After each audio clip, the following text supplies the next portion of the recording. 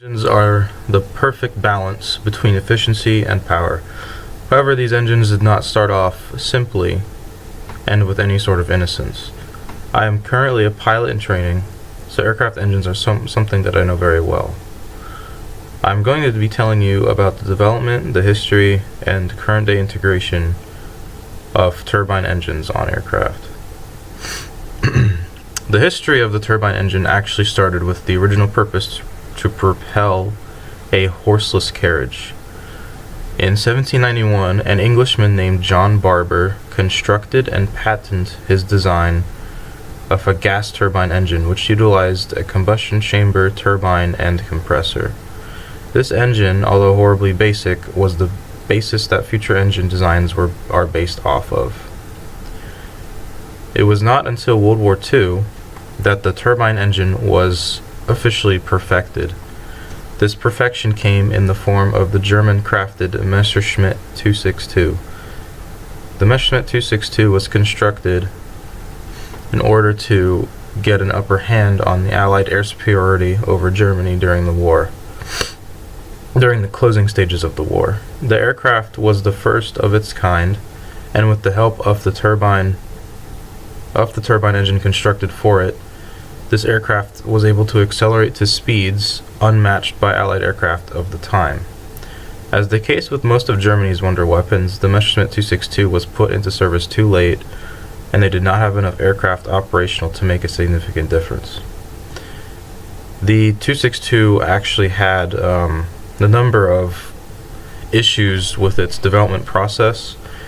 But one very prominent issue was that the compressor blades in the aircraft's engine were very susceptible to the vibrations of the engine would cause the engine to basically rip itself apart. And it's an interesting story. The way that they fixed that was they actually called in a German musician who came in, and he with a tuning fork he adjusted the resonance of the engine and actually made it so that the engine's vibrations would basically make it so that the aircraft's engine wouldn't tear itself apart. So it's interesting to think that one of the most integrative designs of aircraft the world has ever seen was actually saved by a musician. I thought that was an interesting little piece of history. Anyways, thanks to the contribution of the development of the 262, eventual innovations were then made to the entirety of turbine engines and eventually resulted in what we have powering our military aircraft and airliners of today.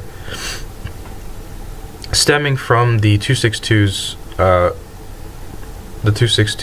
engines innovations are four main types of turbine engines, and all four of these turbine engines are actually used in the aviation world of today. These four types of engines are called the turbojet, the turbofan, turboprop, and the turboshaft engine. So starting off with the turbojet engine, this engine works in the following way. Air is taken in through the front of the engine via the engine air intake. This air is then passed through the compressor, whose job is to compress the air coming in from the outside. Now, this air, when it's compressed, basically makes the air it increases the air pressure of the air. Increases the pressure of the air, and this high pressure air is then directed into the combustion chamber, where a mixture of fuel and air is ignited. This mix of fuel air is then passed through the turbine, which is a series of fans that absorb the energy from the high-speed air fuel mixture. The final stage, known as the exhaust stage, or in other words the thrust portion of the cycle of the engine, is where the high-speed air is the high-speed burned fuel-air mixture exits the engine via an exhaust tube, which produces the thrust needed to propel the aircraft. A turboprop engine works a bit differently, as a turboprop is essentially a prop-driven aircraft. Well, a turboprop aircraft is a prop-driven aircraft that utilizes a turbine engine to turn the propeller of the aircraft, as opposed to a piston engine. The turbine engine that is used to turn the propeller is very similar. In fact, it is basically the same engine, the same type of design that is used in a turbojet engine. But the turbine, instead of producing thrust, it spins a shaft which is connected to a gearbox. This gearbox then connects to the propeller and drives the propeller. So these turbo prop engines are seen on most modern day heavy transport category aircraft that have propellers. Aircraft like C-130s and modern airliner aircraft that do use propellers have turboprop engines in them. A turbofan engine is the most common engine design used on airliners today. If you've flown on an airliner, you've most likely seen one of these engines. These engines are essentially a turbojet engine with the addition of a concept called bypass air. And bypass air is air that passes around the engine and is accelerated by what is called a duct fan. This produces extra thrust to complement the already powerful turbojet process.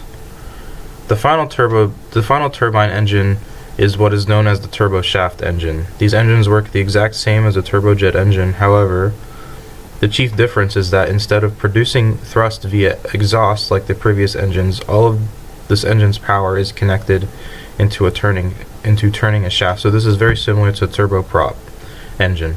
These engines are primarily used on helicopters, and the aforementioned shaft is connected to the rotor blades. This in turn drives the rotor blades and produces lift. So turboshaft and turboprop engines are very similar, although turboshaft engines are a little bit different in the process that is utilized to turn the actual blades. Turbine engines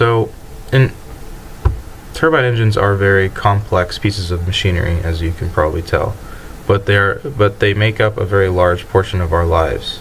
Without the intricate workings of a turbine engine, high-speed air travel and the convenience of getting from one part of the world to the other in the matter of hours would not be possible. I feel that it is important that everybody knows how these technological marvels work, how they came about, so that they can appreciate the type of engineering and thought process that goes into making one of these engines. I hope you learned something today regarding turbine engines. I hope that maybe this information will come in handy in your future endeavors. Thank you for listening.